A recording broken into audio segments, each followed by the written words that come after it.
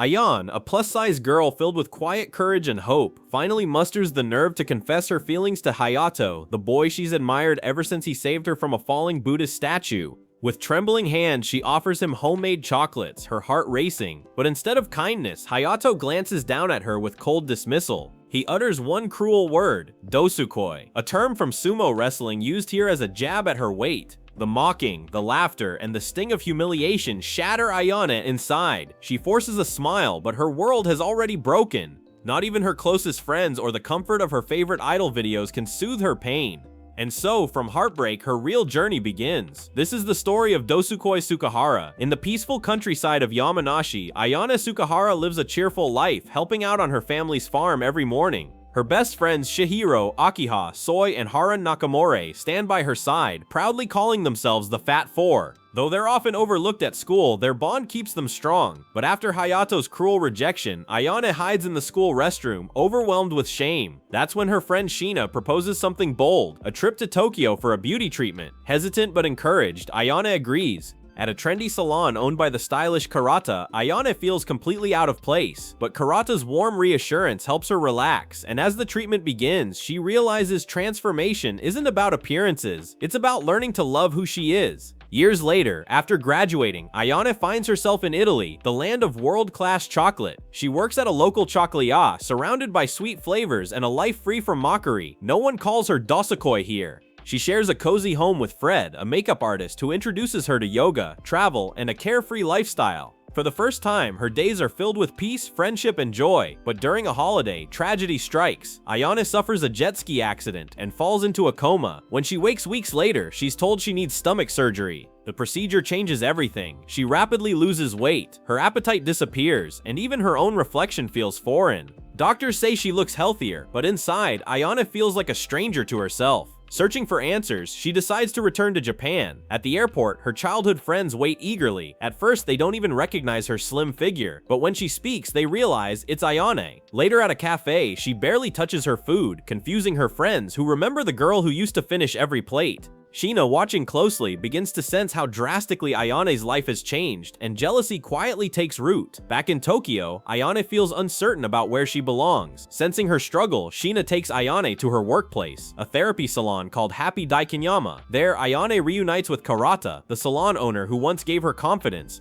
Karata barely recognizes her at first, but after hearing Sheena describe Ayane's past, her years as Japan's top dairy milker with gifted gentle hands, Karata sees potential. Ayane is offered an internship, and slowly her instincts return. Clients begin to praise her touch, calling her the hands of God. Through all her changes, Ayane keeps a piece of chocolate in her pocket, not to eat, but as a reminder of her roots. One day, Karata asks her to handle a private session for a VIP client since her own hand is injured. When Ayane sees the name, her heart skips. It's Takumi Minato, her longtime idol. Nervous but determined, she takes the challenge. To her surprise, Takumi is deeply impressed and immediately requests her again. That evening, Ayane returns home to find Fred waiting. He's flown in from Italy for Takumi's concert, proudly admitting he's a fan. The next day, after another session, Takumi invites Ayane to dinner. Unsure if he's serious, she panics. She's never been on a date, let alone with someone like him. Fred notices her worry and steps in, styling her hair, picking an outfit, and doing her makeup until she shines with confidence. At the dinner, Ayane is overwhelmed by the elegant atmosphere. Then a small coincidence breaks the ice. Both she and Takumi play the same mobile game, Poco Poco. They laugh, exchange IDs, and Takumi promises that if he ever sends her a clover in the game, it means he wants to see her again.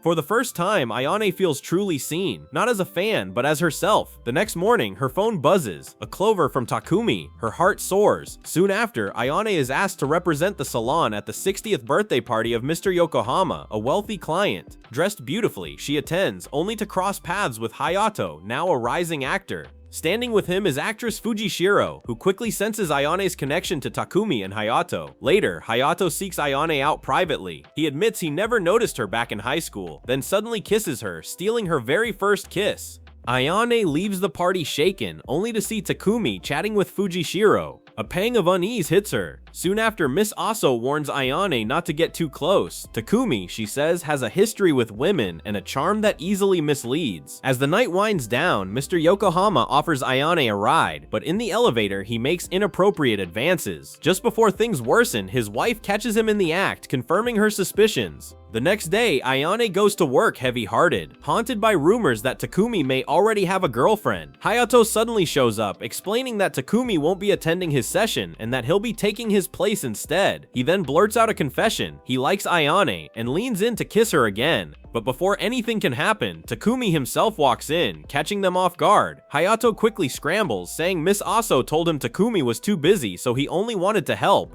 Takumi wastes no time and tells Ayane that his relationship with Fujishiro has ended. He came to be honest to tell her everything directly. Meanwhile, Hayato and Fujishiro speak privately over the phone, both uneasy about Takumi and Ayane becoming closer. A few days later, Takumi invites Ayane back to the same restaurant where they had their first dinner. He apologizes for not being upfront about Fujishiro, but Ayane doesn't let it slide so easily. She insists that he doesn't really know her, that she isn't the perfect version he imagines. Suddenly, Fujishiro barges in, mockingly calling her by her old nickname, Dosukoi Sukehira, while flashing a photo of Ayane from before her transformation. Takumi is visibly stunned. The girl in the picture seems like an entirely different person. Ayane doesn't hide. She admits everything, how much her life changed after the weight loss, how she once shut herself away playing games all day, feeling like she had no worth. With tears in her eyes, she walks out. Takumi hurries to follow, but before he can catch up, paparazzi descend on them. A private moment spirals into chaos. That night, Ayane cries alone in her room. The next day, she's confronted on the street by teenage girls who blame her for Takumi and Fujishiro's breakup. When she arrives at the salon, reporters are already swarming outside, shoving microphones in her face, demanding answers. Inside, she sees a press conference live on TV. Fujishiro insists the woman with Takumi wasn't Ayane at all, but her.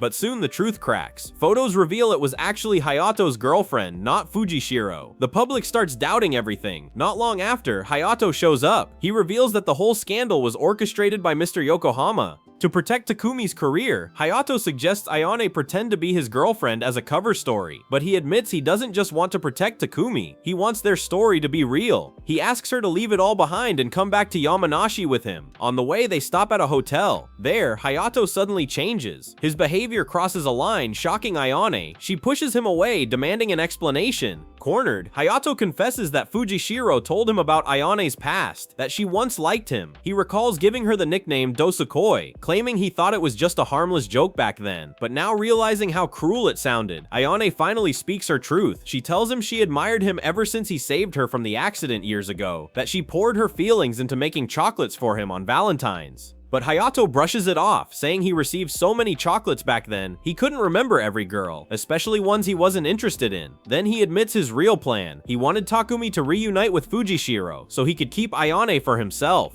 Furious, Ayane slaps him. She tells him she isn't a prize to be fought over, then storms out, leaving him behind. On her way home, fate repeats itself. A Buddha head statue falls from a passing truck, nearly crushing her like before. But this time, Takumi is there. He pulls her to safety, holding her close and assuring her that her past never mattered to him. Just then, more reporters arrive, cameras flashing, but before they can swarm her, Ayane's friends rush up in a car and drive them away. They escape to the Sukehira family farm, where her loved ones welcome them warmly. Surrounded by the people who truly care, Ayane finally begins to feel grounded again. Later, while gathered with her family, they watch a live press conference. Fujishiro formally apologizes to Takumi, to the fans, and to Ayane. During the live broadcast, Fujishiro thanks Takumi for standing by her during her career and admits she only stayed close to him to support him through difficult times. When the press conference ends, Takumi quietly leaves the Sukehira farm without saying much. A few days later, Ayane meets him again at the same restaurant where they once shared their first memorable dinner. Sitting across from him, she speaks with honesty. She tells him she admires Fujishiro's bravery, but admits she doesn't yet have that same strength.